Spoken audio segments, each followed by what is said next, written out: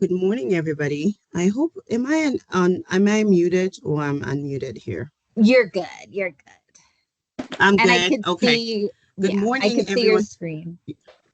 You can see my screen. Okay. So I thank you so much, Debbie, for having me here today. I know she gave you a mouthful of my background. It's actually pretty weird. I'm not used to that. But I was listening to myself and I was going a pat on my back. I was like, yes, that's me.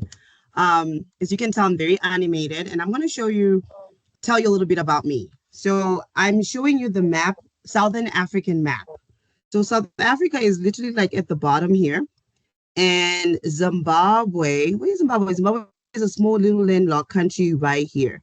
Now, the reason why I always mention where I come from is because I want to state my positionality so that you understand. And if you hear a little accent, that you understand that this is where I come from.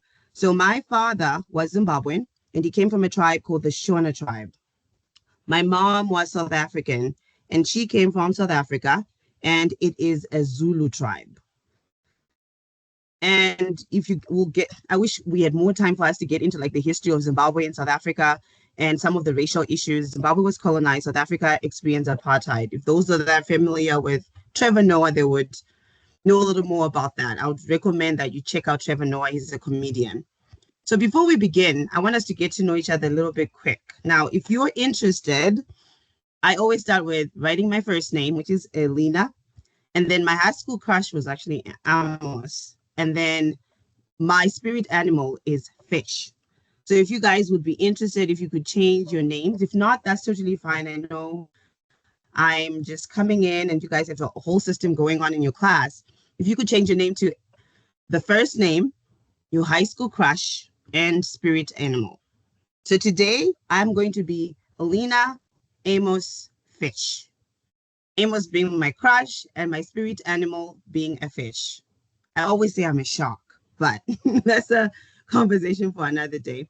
Now, I know, Debbie, you had wanted them to go over some of their assessment tools that they have in their class, in their field practice. Is that something that you still want to do now? It's up to you, depending. I could always do it at the end. It's up to Okay. you how you want to do it. Yeah. So I feel like maybe we should do this at the end when we do the case study, and then we can start comparing depending on the different types of field of social work. So I will leave this slide for now. So introduction to assessment. Does anyone have any questions so far or anything that they want me to explain a little bit further before we go on? Do you see any questions, Debbie?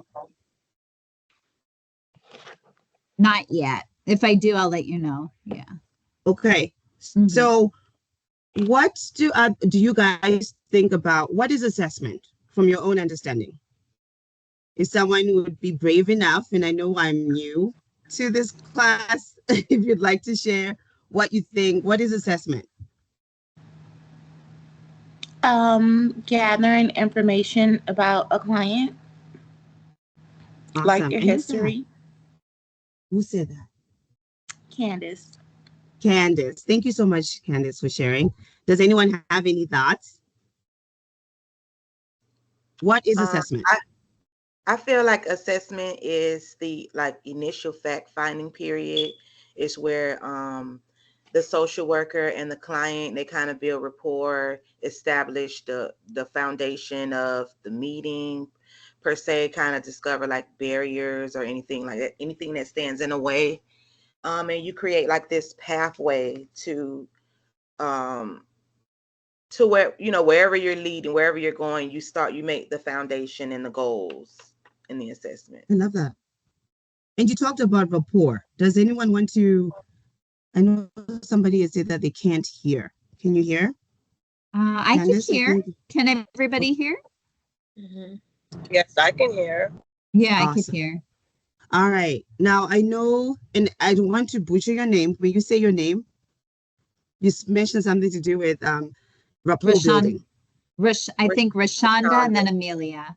Okay, Rashonda. Does anyone want to explain further what rapport building looks like? I can expound further on when I was saying build Okay. rapport. It's Okay. it's pretty much for me when I build rapport, it's like leveling the playing field. I remove I try to remove any prejudgment and kind of build that level of trust between each other, like a safe place. Awesome. Now, what are some of the things that I shared about myself in the beginning um, of this presentation? Does anyone remember? Any random facts or whatever, whatever you got from what I said? Does anyone want to share? Yeah, where you were from. And spirit animal, your spirit Yeah. animal, your crush. Oh, okay. So you remembered my crush. Don't tell my partner, please. Okay. Anyone else remember anything specifically? Anything you noticed about me? I remember you mentioned where you were from, and you actually distinguished between what it was like in Zimbabwe opposed to South Africa, where your mom was from, where it was apartheid, and so that stood out to me. Awesome. Thank you, Rashonda. What did you notice besides what I said? Is there anything in particular that you noticed about me? Something interesting. It could be random. And I know I'm sitting down and I'm in my kitchen, but anything that you guys noticed about me. You did mention that you're very animated. But you Right? asked what we noticed about you. You didn't ask about the personality. You said what we Yes. noticed about you. So I would say when someone said what they noticed, I would basically behavior. Mm. All right. Notice that Okay. What you're else? humble. I don't know, but I just know when someone say you notice about me is me behavior. Right. The way you're conducting the class. I don't know. Just trying to add more emphasis to it. My notice Awesome. may be a little bit weird because I am a visual person. So I'm Mhm. noticing the top bun and the ethnic hair, the plaits. And because my Okay. hair is pretty much the same, so I'm kind of like identifying with that. I don't know if this really happens in the meetings, but it's commonality. It's like, okay, she has similar culture to me. And I could be I love wrong, but that. that's just my first impression. No. And I that's agree. the point. I Go agree. ahead. She's Please embracing go ahead. her African ethnicity. I agree. And I love that. And that is what assessment looks like. From the time that you see your client in the waiting area, depending whatever setting that you guys are in, and I don't know what type of settings that you guys are in, but it could be hospital social work. From the waiting room, you start noticing certain things about your client.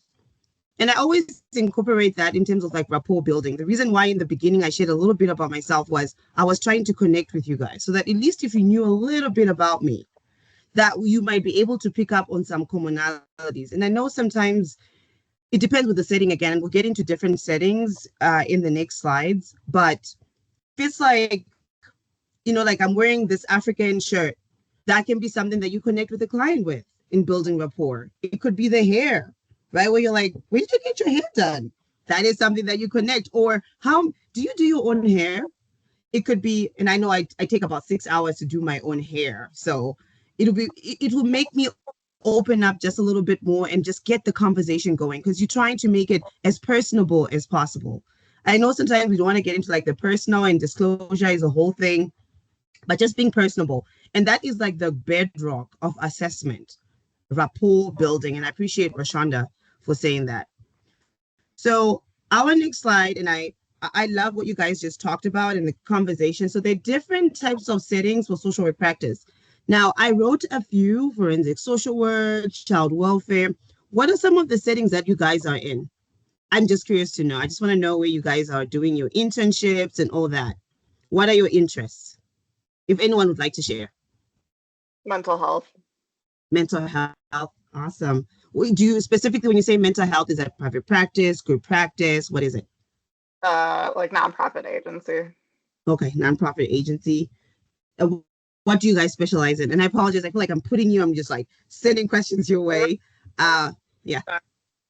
Right now, I'm working in psychiatric and mental health, but I think Okay. I'm going to gear towards veterans for the federal Oh, government. veterans. Yeah. Okay. Awesome. That's hard work. Who else would like to share? I'll What share. setting? Uh, Oh, Walter, Sharon. Hi, thanks, Walter. Yes, ma'am. Yes. I would like to work with veterans and mental health as well. But Awesome. currently we're working with pretty much geriatric patients with our internship who are being discharged from senior facilities. But I'm more interested in working with veterans as well. So I believe that with every setting that you guys are a part of, rapport building looks different, right? Now, my specialty or my interest is forensic social work. Does anyone know what forensic social work is? Have you ever been exposed to forensic social work before? No, but it does sound interesting. Yeah, it is. I work for the public defender's office. And when I say public defender's office, what do you guys know about public defenders? They deal with clients from the judicial system. Okay. And I don't know whether in Florida, here in Colorado Springs, we are the most hated branch of the state of Colorado. Does anyone think I was like gonna say why? that too. Why did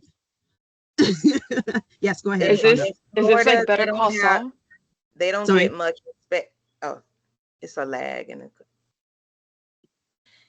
I was saying here in Florida, it's the same. When you first said about, I was gonna say, oh, public defender, because usually a person that has a public defender, they're usually either gonna take a plea to something that's gonna land them in jail. Even if it doesn't land them in jail, it's not what they really want. And a lot of people believe, thankfully, I didn't have to go into the judicial system like that, but they believe if you get a public defender, you're doomed.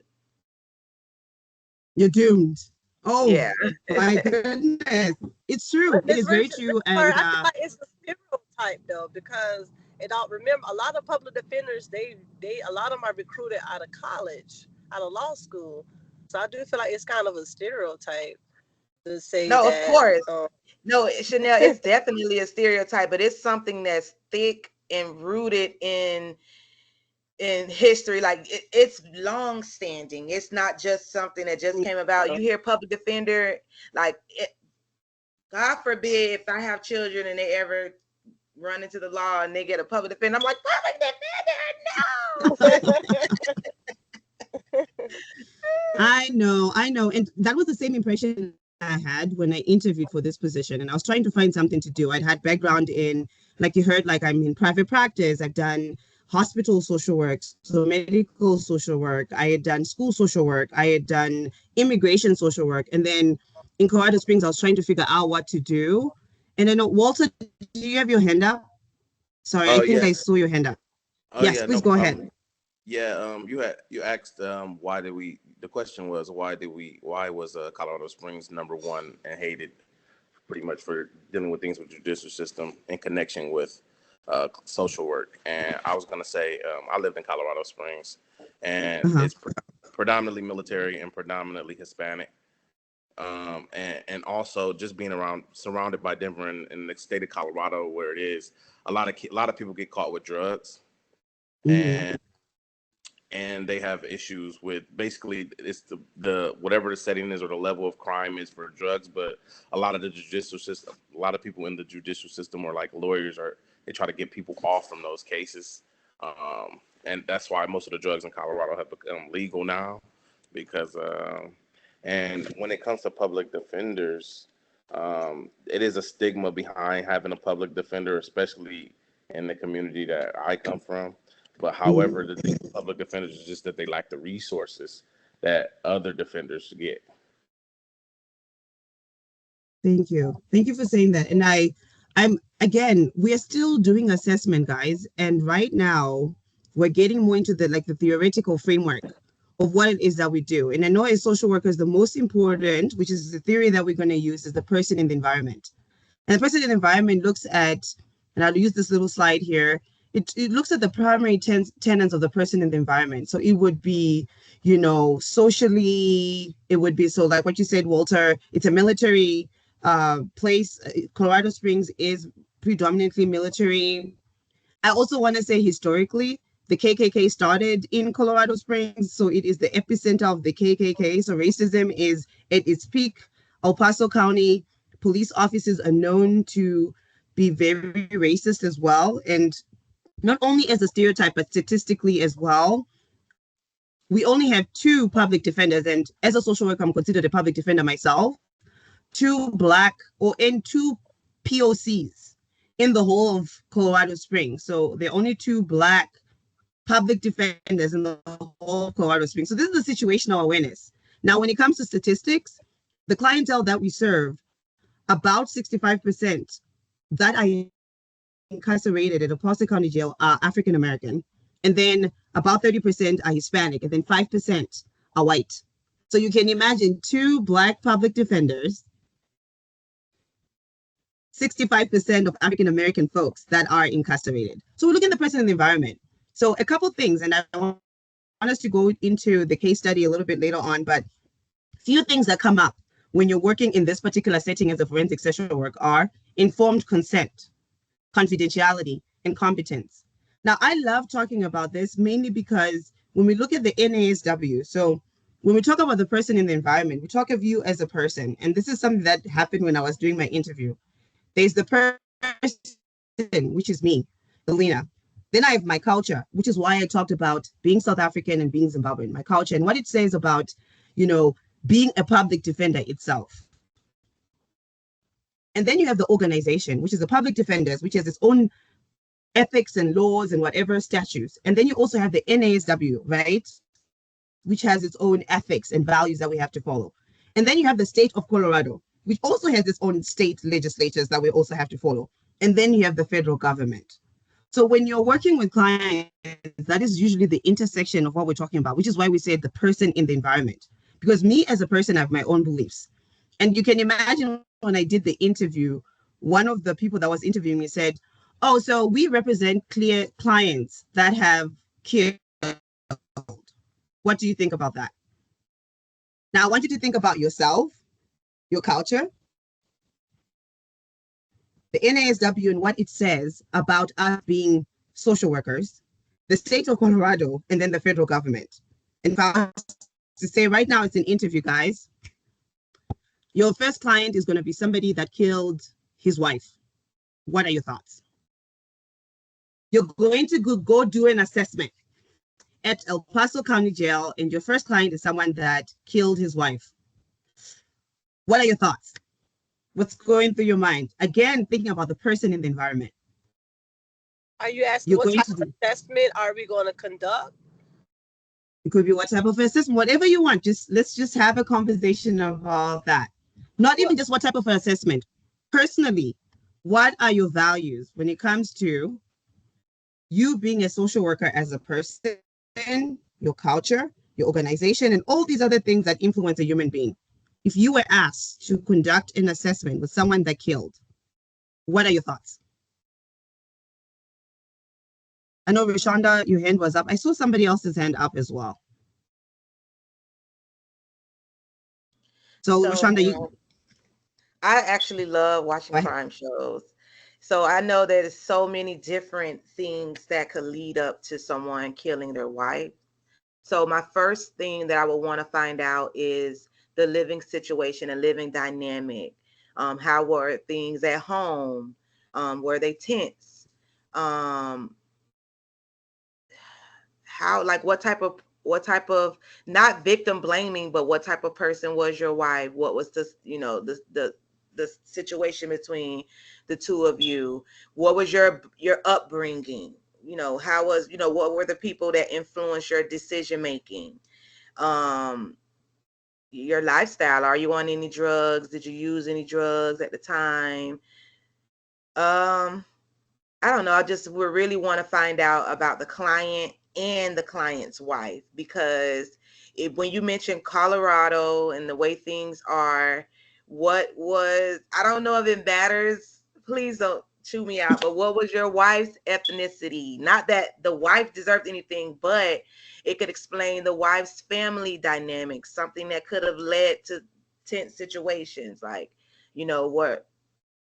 I don't know. I know, but I just don't want to go Thank as you, deep Rashawn. as my mind is going.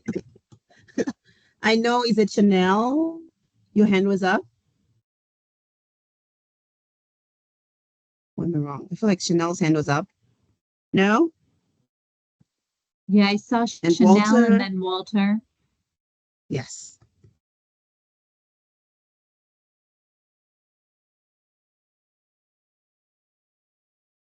Walter, you're muted. I'm sorry. Yeah, I was gonna say I didn't want to jump ahead because I know we said we were gonna talk about this at the end, but I want to run a adverse child experience test and kind of like she said, and see what was going on during their childhood, as well as run a distress test to see like what's going on in the environment and what will force this person to go to the edge of taking someone's life. Those are two assessments that I would want to run to see what's going on individual mentally and where they are in their life at this point, and how, like, what brought this person to this point of such an extreme level, and how long has it been going on. Thank you, Walter. Chanel, I don't know if you wanted to add something. I know your hand was up.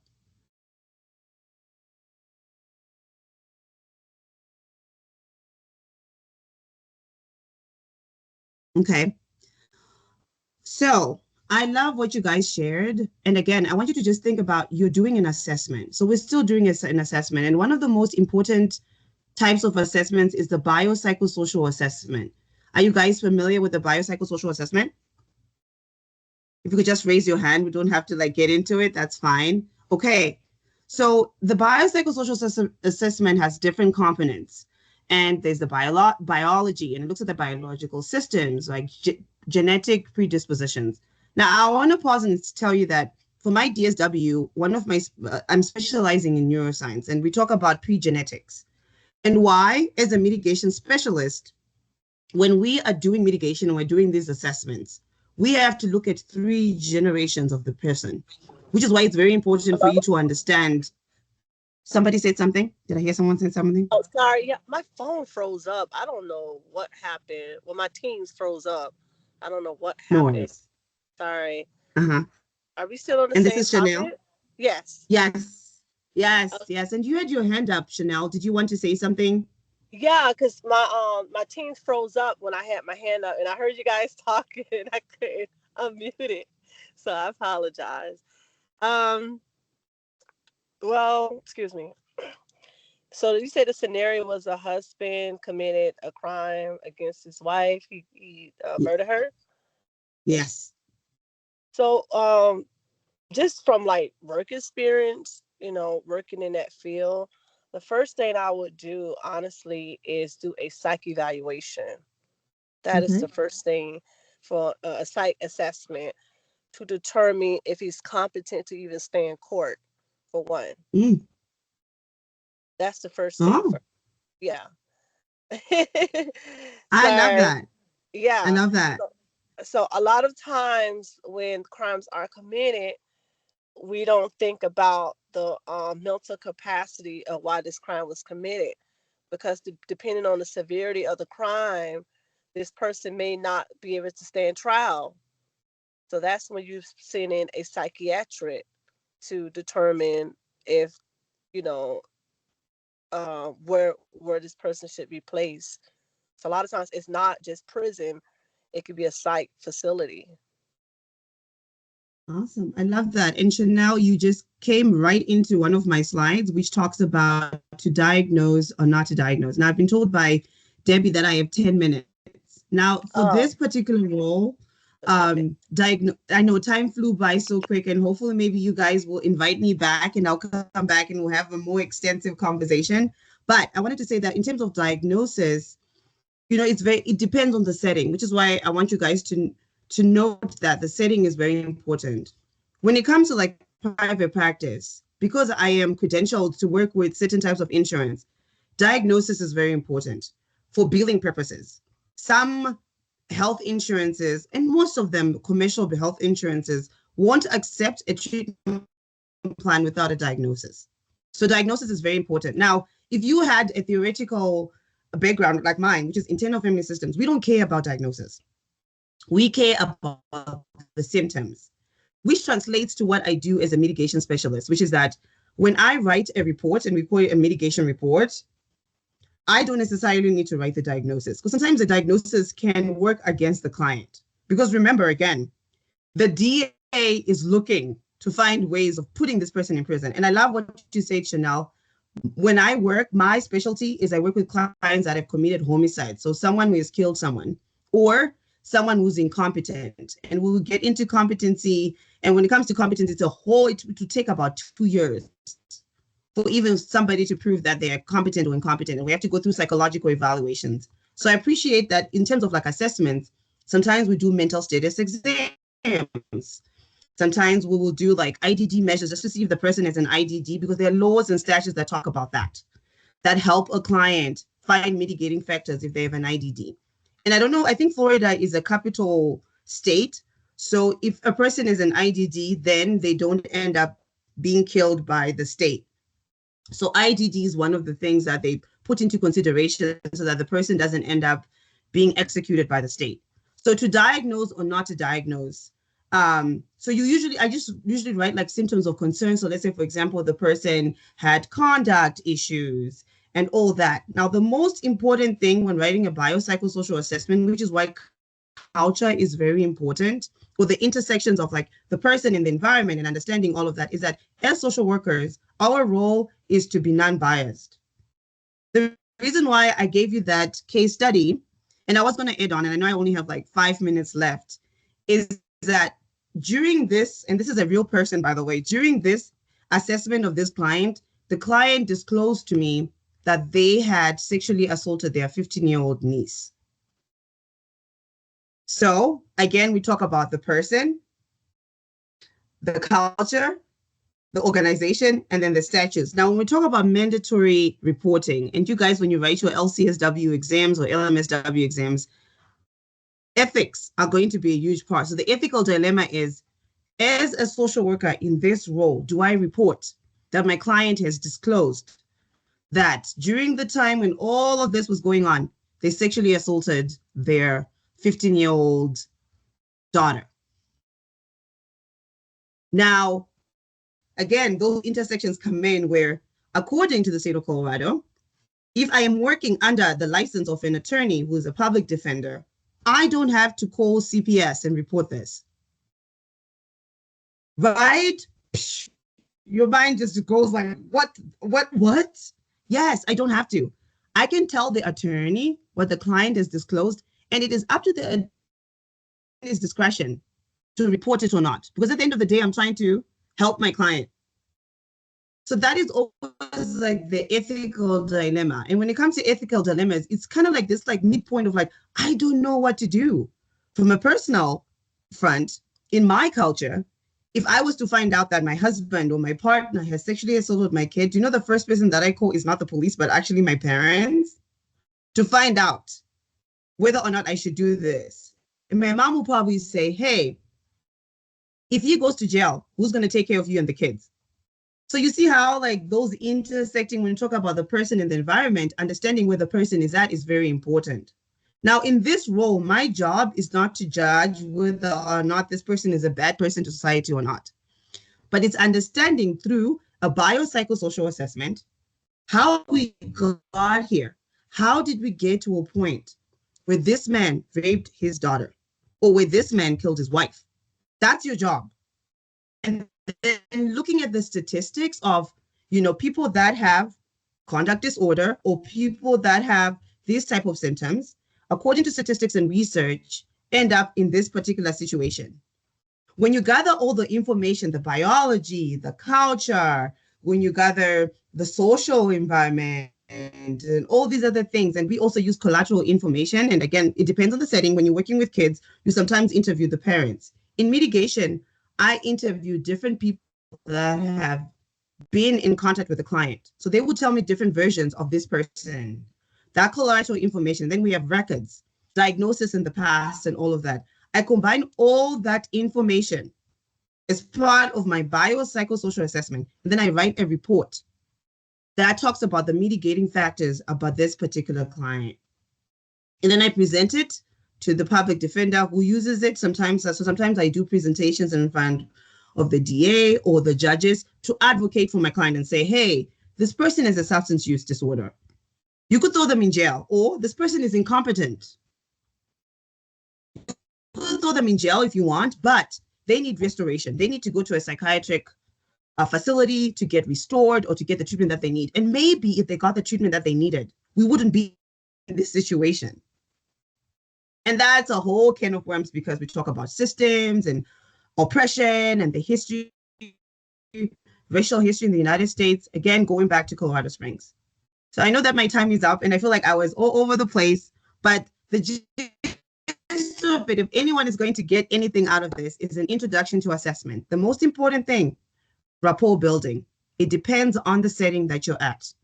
In a jail setting, I don't want to lie, rapport building looks a little bit different. Because again, you have to also think about your positionality. I am coming from the outside. This person has been in jail for, sometimes they spend 2 years in jail. So that is their positionality. So how do you connect with somebody like that? But talked about stereotypes of being a public defender, being the most hated people, right? And people thinking that we don't have the necessary resources. And sometimes you're coming in as a white female, as a white male, as a Hispanic male, as a black female who's representing a system that is oppressive. Let's name those things. State your positionality. And maybe that can be a connecting factor in a conversation with your clients. Then we talk about disclosures, the intersection between what the state requires, what the federal requires, what the NASW says about ethics. That's another ethical thing that you have to think about. And then again, looking at always remembering that your role as a social justice practitioner is not to discriminate anybody. So even if someone is killed, you are just there to hold space as a social worker. That is your role. Not to say you're bad, you're wrong, you suck, you deserve to languish in jail. That is something that you can address in supervision, or when you come to class, you're like, guys, my goodness, my client. But in that particular setting, always remember what your role is. What is your role as a social worker? Those are like the little nuggets that I've used as a clinician, as a mitigation specialist, is knowing that my role is just to hold space for the clients that we serve, not to judge them, but to understand them and to represent them and to promote their self-determination. So I don't know if anybody has any questions, and I'm so sorry that we didn't get into discussing the case study today. If you have any questions, I'll leave my email address with Debbie if you guys ever are interested in mitigation, or if you want to use me as a resource as well. I'm here. I'm always looking forward to collaborating with social workers. And I got here because Debbie allowed to collaborate with me, and we've been such an awesome team together. And thank you so much for having me. Does anyone have any questions? I know Chanel's hand is up. Or any last comment? I know this was fast. I promise.